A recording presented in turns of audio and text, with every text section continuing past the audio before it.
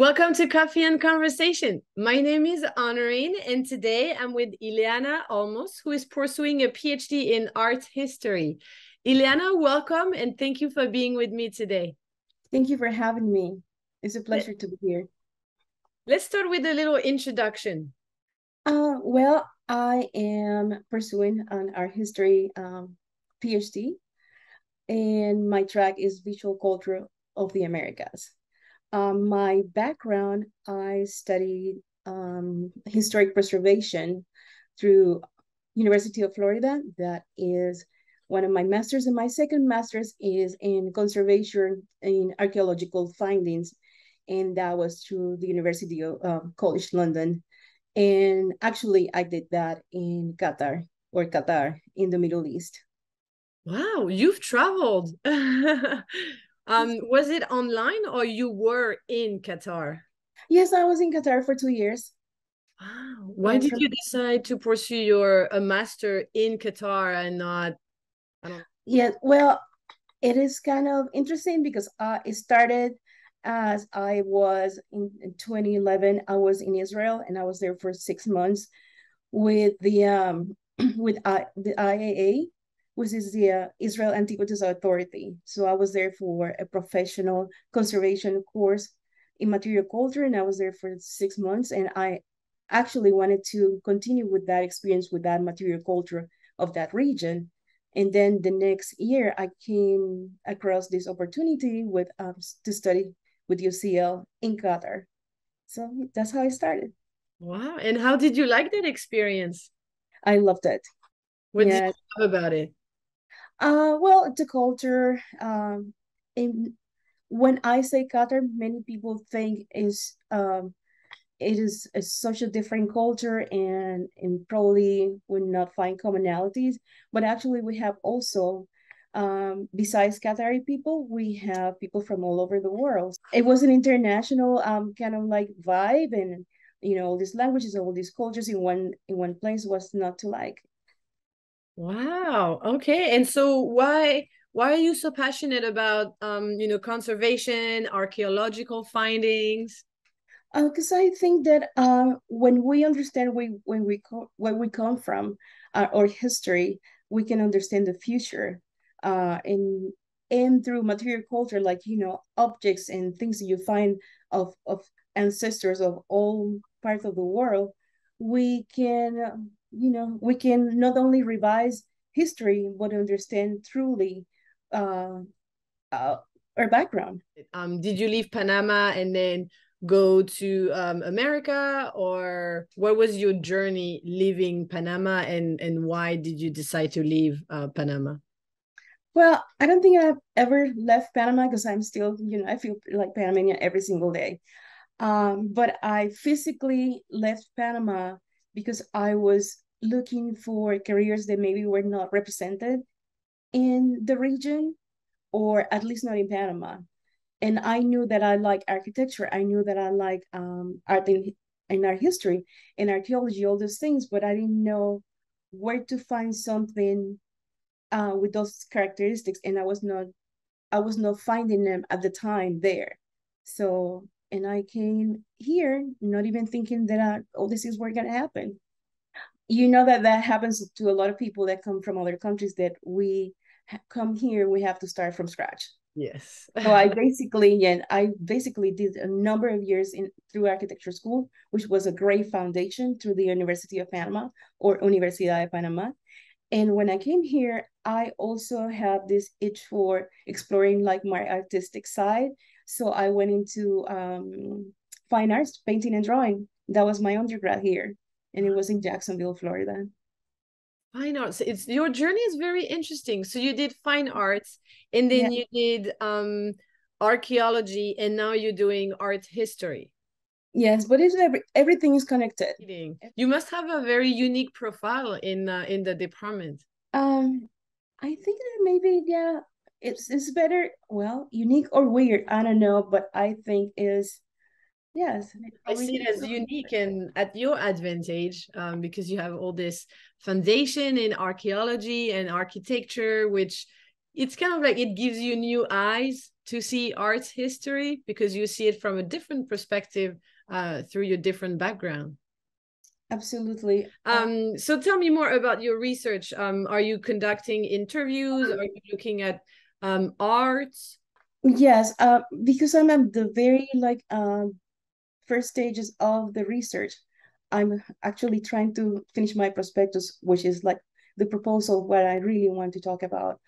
So I am trying to understand through material culture and visual culture a specific group of people in Panama. They are located on the Atlantic side, where actually my dad is from that region, and they have this celebration that takes place every year around February, or the carnavales, but they have a different kind of celebration that is rooted in African rituals, and is very interesting, and it's been recognized by the UNESCO.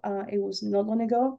So through the exploration of this the visual and material culture of this ritual, which is performative, is a dance, is it's drama, is it takes place in this specific region, and uh it takes like 3 or 4 and 5 days. This also made me go back into like how like I'm not going to say it's slavery, but like the enslaved people of the Caribbeans, and all the commonalities that they have with themselves, and how in every single part where you have African ancestors in Latin America, there are a lot of things that we have in common, but there are also differences in how we practice, or how they practice, uh, life in general. So right now, I know I'm rambling a little bit, is because I'm still trying to put all these things together in few pages to write prospectus. But yes, it's centered on national identity through to being Afro Latinos. Yes. It sounds fascinating. How did you come up with that topic? Uh, Almost by accident, because I was sure that I was going to write about an archaeological site in Mesoamerica, because that was where I was when before I came to FSU, as far as like research in the past. But I took an African diaspora class with Dr. Paul Neal, which is my advisor, a couple of semesters ago. And I thought, okay, I'm just going to understand the African diaspora in the Caribbean, and I am going to understand, that part of my culture, because in Latin America, many of us have, our background is native uh, or indigenous and European and African, and more. And some people have two more, and other people have three of them very strongly. So I just thought, this is another part of my culture that I need to understand through all of this, cultures and movement in the Caribbean. And then I started to think about my own, diaspora and what happened in Panama. And then I had to write a paper about it. And then I said, oh my gosh, I think that this is what I should be doing. And besides school, what are your other interests? Well, I like dancing a lot. Ooh, And from okay. Panama, so like I'm obligated to like salsa and all those rhythms. So like I love dancing, and I always go to like my Zumba classes. I know that's cliche, but I always go to my Zumba classes in the gym. I love yoga, and I love a good like strength like workout, with weights and stuff like that. I also, I still like painting, and I have to read a lot, so I continue to like reading, and I have a puppy. So Ooh, a little dog? he's not that little. He's Oh, a golden doodle, but he's 2 years old, and he's 70 pounds. oh, wow. Okay. Yeah. So you must like walking as well. Yes, I love the outdoors also. And given that I love archaeological sites, we go to a lot of like these sites with this cues of like taking him out. And what makes you proud to be Hispanic? Well, I like the word Latina better. Yes, yes. So that's how I see myself in most of all Afro Latina. I like the fact that we see life differently. We have, through our different experiences and culture in our different countries, we come to other cultures, bringing what we have, and we can. I think that we are people that are resilient. We are people that are, you know, that happiness not not in the sense of pursuing accolades or anything like that, but happiness comes from within, and we always have a good excuse to celebrate. So every single thing that happens in my life, good or bad, I I think that my Latina background helps me to, like, like, let's celebrate this, because out of this something good will come. Besides, like culture, music, and all the things that every culture have something beautiful to offer. I think that representation, matters, because, like, in the field that I'm normally in, I'm most of the time I'm the only person that looks like myself. Mm. So when I see the faces of, young students that look at me knowing all, but thinking, oh, if she can do that, I can also do that. I mean, she's a woman of color. She has an accent. Uh, you know, she's from another country, and she's still doing her passion in a field that maybe uh, she doesn't, she doesn't have that same, like, physical representation or cultural representation. But yes, I think that when we come from that part of the world, we come with a stereotype that sometimes is really difficult to erase from people's mind. And through being in these uh, settings and arenas, it helps to debunk that myth. Like, we study, we care about the environment, we care about material culture, heritage, art, all the things.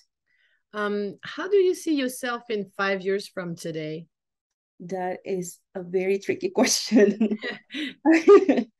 Yes, because I have a lot of things that I still like to do, and I think that I will have to have like another 100 years to be able to do everything that I want to. Like, I still would like to go and explore like languages. Like, I started taking Arabic even before I went to the Middle East, because I was curious about you know, these little signs that I couldn't decipher.